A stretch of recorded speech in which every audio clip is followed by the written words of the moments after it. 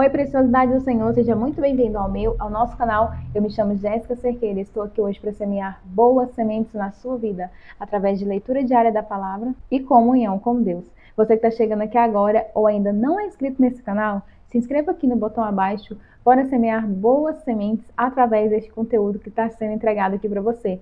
Curta esse vídeo, compartilhe com outras pessoas, tá bom?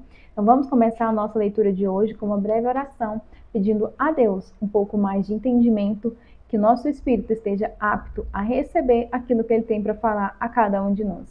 Pai querido, Pai amado, muito obrigada, Senhor Jesus, por mais uma vez poder estar aqui lendo a Tua Palavra. Eu te agradeço também, Senhor, por essa chuva maravilhosa que está caindo.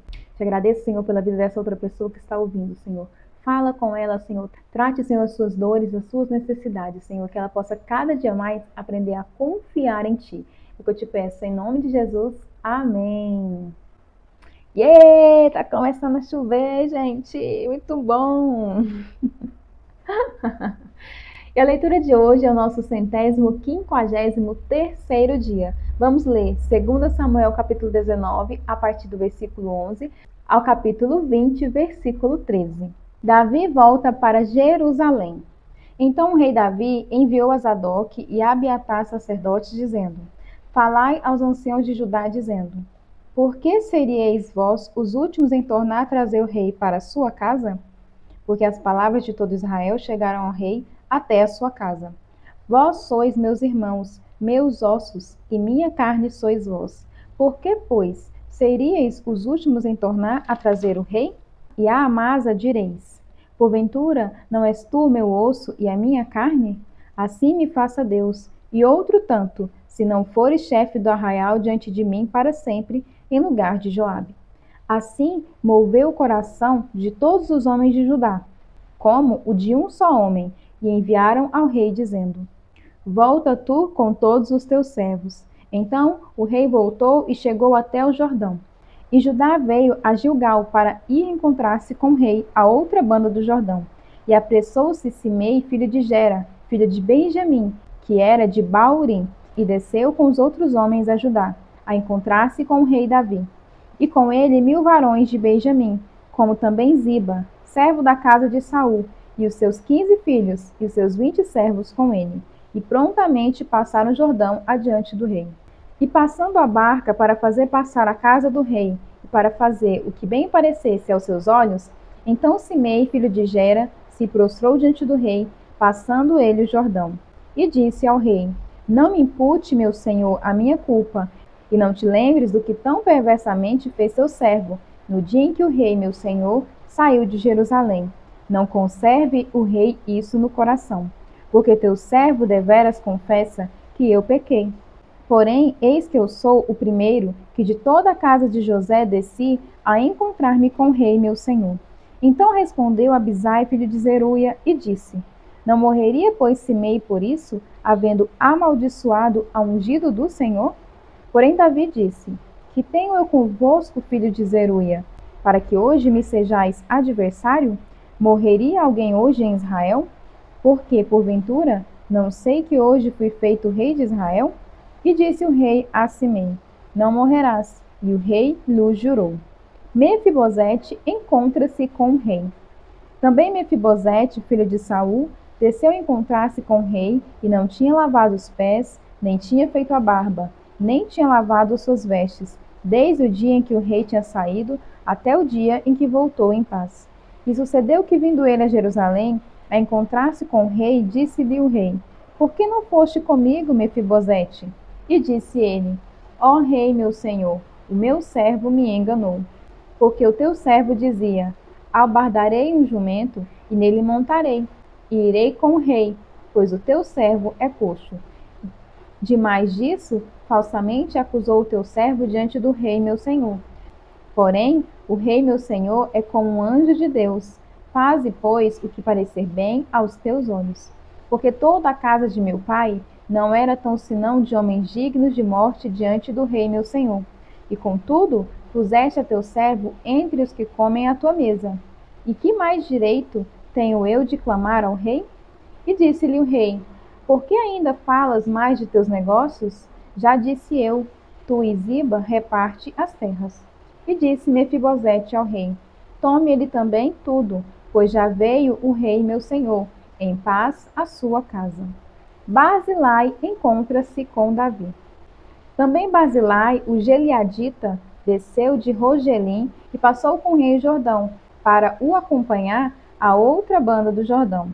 E era Barzilai muito velho, da idade de 80 anos, e ele tinha sustentado o rei quando tinha sua morada em Maalim, porque era homem muito grande. E disse o rei a Barzilai: Passa tu comigo e sustentar-te-ei comigo em Jerusalém.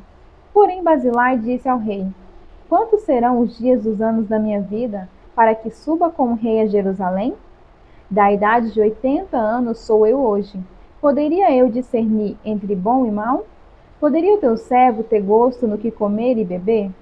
Poderia eu mais ouvir a voz dos cantores e cantoras? E por que será o teu servo ainda pesado ao rei meu senhor? Com o rei passará teu servo ainda um pouco mais além do Jordão. E por que me recompensará o rei com tal recompensa? Deixa voltar o teu servo, e morrerei na minha cidade, junto às sepulturas de meu pai e de minha mãe. Mas eis aí está o teu servo Quimã, que passe com o rei meu senhor, e faze-lhe o que bem parecer aos teus olhos. E disse o rei: Quimã passará comigo, e eu lhe farei como bem parecer aos teus olhos, e tudo quanto me pedires, te farei. Havendo, pois, todo o povo passado o Jordão, e passando também o rei, beijou o rei a Barzilai e o abençoou, e ele voltou para o seu lugar. E dali passou o rei a Gilgal, e Quimã passou com ele, e todo o povo de Judá conduziu o rei, como também a metade do povo de Israel. E eis que todos os homens de Israel vieram ao rei e disseram ao rei: Por que te furtaram nossos irmãos, os homens de Judá, e conduziram o rei à sua casa por sobre o Jordão, e todos os homens de Davi com eles? Então responderam todos os homens de Judá aos homens de Israel: Porquanto o rei é nosso parente. E por que vos irais por isso? Porventura comemos à custa do rei, ou nos apresentou algum presente? E responderam os homens de Israel aos homens de Judá e disseram: 10 partes temos no rei, e até em Davi mais temos nós do que vós. Por que, pois, fizeste pouca conta de nós, para que a nossa palavra não fosse a primeira, para tornar a trazer o nosso rei? Porém, a palavra dos homens de Judá foi mais forte do que a palavra dos homens de Israel. A sedição de Seba e a sua morte. Capítulo 20.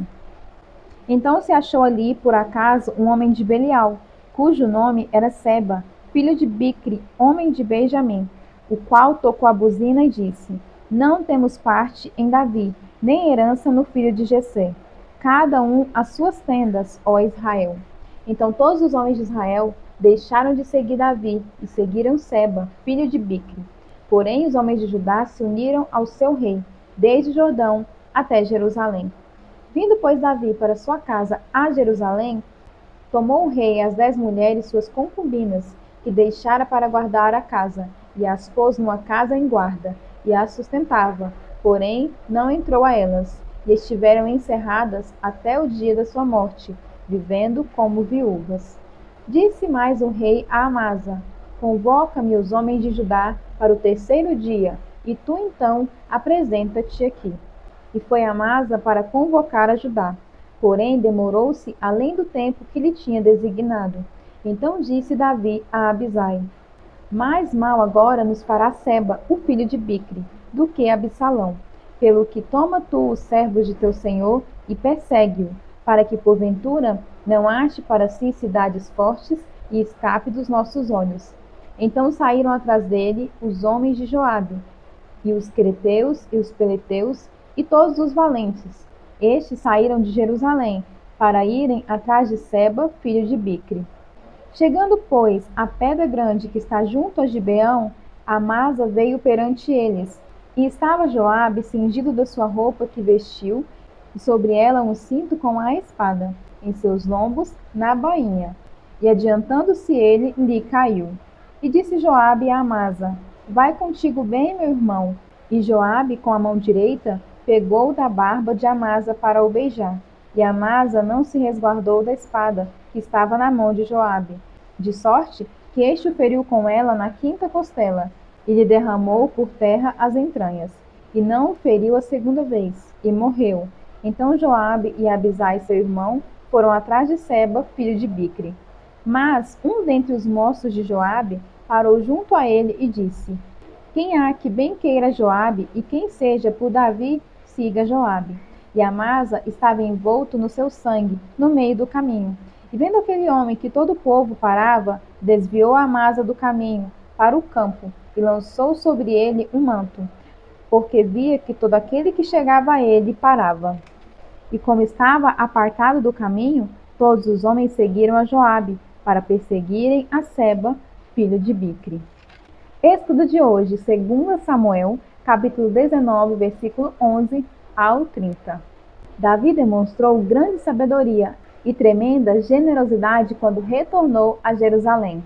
Ele substituiu Joabe, até então seu comandante, por Amasa, o comandante do exército de Absalão, que garantia a fidelidade do exército rebelde e dos líderes de Judá.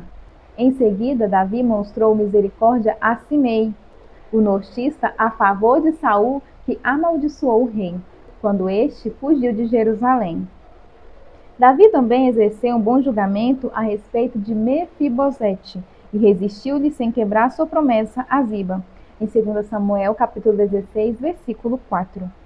A sabedoria, a generosidade e a justiça de Davi estabelece um modelo para todo líder, e um padrão que é plenamente realizado em Cristo, o justo e misericordioso Rei eterno. Se você está numa posição de liderança, demonstre o mesmo tipo de generosidade e misericórdia que Davi. Procure a sabedoria de Deus para que você possa exercer um bom julgamento. Siga o exemplo de Davi e de Cristo ao tratar com o amor de Deus os que estão sobre a sua liderança. João capítulo 21, versículo 1 ao 25. Jesus e a pesca maravilhosa, capítulo 21. Depois disso, Jesus apareceu novamente aos seus discípulos à margem do mar de Tiberíades. Foi assim: estavam juntos Simão Pedro, Tomé, chamado Dídimo, Natanael de Caná da Galileia, os filhos de Zebedeu e 2 outros discípulos. Vou pescar, disse-lhe Simão Pedro. E eles disseram: Nós vamos com você. E eles foram e entraram no barco, mas naquela noite não pegaram nada. Ao amanhecer, Jesus estava na praia, mas os discípulos não o reconheceram. E eles lhe perguntou: Filhos, vocês têm algo para comer? E eles responderam que não. Ele disse: Lancem a rede ao lado direito do barco, e vocês encontrarão. Eles a lançaram e não conseguiam recolher a rede, tal qual era a quantidade de peixes. O discípulo a quem Jesus amava disse a Pedro: É o Senhor. Simão Pedro, ouvindo dizer isso, vestiu a capa, pois a havia tirado, e lançou-se ao mar. Os outros discípulos vieram no barco, arrastaram a rede cheia de peixes, pois estava apenas a cerca de 90 metros da praia. Quando desembarcaram, viram ali uma fogueira, peixes sobre brasas e um pouco de pão. Disse-lhe Jesus: Tragam alguns dos peixes que vocês acabaram de pescar. Simão Pedro entrou no barco e arrastou a rede para a praia. Ela estava cheia, tinha 153 grandes peixes. Embora houvesse tantos peixes, a rede não se rompeu. Jesus lhe disse: Venham comer. Nenhum dos discípulos tinha coragem de lhe perguntar: Quem és tu? Sabiam que era o Senhor. Jesus aproximou-se, tomou o pão e deu a eles, fazendo o mesmo com o peixe. Esta foi a 3ª vez que Jesus apareceu aos seus discípulos, depois que ressuscitou dos mortos. Jesus restaura Pedro. Depois de comerem, Jesus perguntou a Simão Pedro: Simão, filho de João, você me ama mais do que estes? E disse ele: Sim, Senhor, tu sabes que te amo. E disse Jesus: Cuide dos meus cordeiros. Novamente Jesus disse: Simão, filho de João, você me ama? E ele respondeu: Sim, Senhor, tu sabes que te amo. E disse Jesus: Pastorei as minhas ovelhas. E pela 3ª vez ele lhe disse: Simão, filho de João, você me ama? Pedro ficou magoado por Jesus lhe ter perguntado pela 3ª vez: Você me ama? E lhe disse: Senhor, tu sabes todas as coisas e sabe que te amo. E disse-lhe Jesus: Cuide das minhas ovelhas. Digo-lhe a verdade: quando você era mais jovem, vestia-se e ia para onde queria. Mas quando for velho, estenderá as mãos e outra pessoa o vestirá e o levará para onde você não deseja ir. Jesus disse isso para indicar o tipo de morte com a qual Pedro iria glorificar a Deus. E então lhe disse: Siga-me. Pedro voltou-se e viu que o discípulo a quem Jesus amava o seguia. Este era o que estivera ao lado de Jesus durante a ceia e perguntara: Senhor, quem te irá trair? Quando Pedro o viu, perguntou: Senhor, e quanto a ele? E respondeu Jesus: Se eu quiser que ele permaneça vivo até que eu volte, o que lhe importa? Quanto a você, siga-me. Foi por isso que se espalhou entre os irmãos o rumor de que aquele discípulo não iria morrer. Mas Jesus não disse que ele não iria morrer. Apenas disse: Se eu quiser que ele permaneça vivo até que volte, o que lhe importa? Este é o discípulo que dá testemunho dessas coisas e que as registrou. Sabemos que o seu testemunho é verdadeiro. Jesus fez também muitas outras coisas. Se cada uma delas fosse escrita, penso que nem mesmo no mundo inteiro haveria espaço suficiente para os livros que seriam escritos. Estudo de hoje, João, capítulo 21, versículo 15 ao 22. Nessa cena na praia, Jesus levou Pedro a uma experiência que afastaria as nuvens de negação. Pedro negou Jesus 3 vezes. E 3 vezes Jesus perguntou a Pedro se ele o amava. Quando Pedro respondeu que sim, Jesus pediu-lhe para apacentar o seu rebanho. Uma coisa é dizer que ama Jesus, mas o verdadeiro teste é estar disposto a servi-lo. Jesus não aceita respostas rápidas e superficiais. Por isso, ele tem uma forma de chegar ao cerne da questão. Pedro deveria enfrentar os seus verdadeiros sentimentos e motivações quando Jesus o confrontou. Pedro havia se arrependido e Jesus estava pedindo que ele comprometesse a sua vida ao servir-lhe. Como você responderia se Jesus te perguntasse: Você me ama? Você me ama de verdade? Você é meu amigo? Você está disposto a servi-lo e a fazer tudo o que ele te pedir? Deixe que Jesus examine o seu coração e as suas motivações e diga sim para tudo o que ele chamar-lhe para fazer. Orando os Salmos. Peça a Deus que o liberte de problemas e que lhe dê sua paz em meio a situações difíceis. Salmo capítulo 120, versículo 1 ao 7. O salmista ora para que seja livre do mentiroso e caluniador. Capítulo 120. Na minha angústia clamei ao Senhor, e ele me ouviu. Senhor, livra a minha alma dos lábios mentirosos e da língua enganadora. Quem te dará ou que te acrescentará a língua enganadora? Flechas agudas do valente, com brasas vivas de zimbro. Ai de mim, que peregrino em Meseque e habito nas tendas de Quedar. A minha alma bastante tempo habitou com os que detestam a paz. Pacífico sou, mas em eu falando, já eles estão em guerra. Provérbios capítulo 16, versículo 16 e 17. É melhor obter sabedoria do que ouro. É melhor obter entendimento do que prata. A vereda do justo evita o mal. E quem guarda o seu caminho, preserva a sua vida. E essa foi mais uma leitura de hoje. Eu espero você aqui na nossa próxima leitura. Que o Senhor abençoe grandemente a sua vida. Lembre-se, bora semear boas sementes, curtindo e também compartilhando esse vídeo com outras pessoas.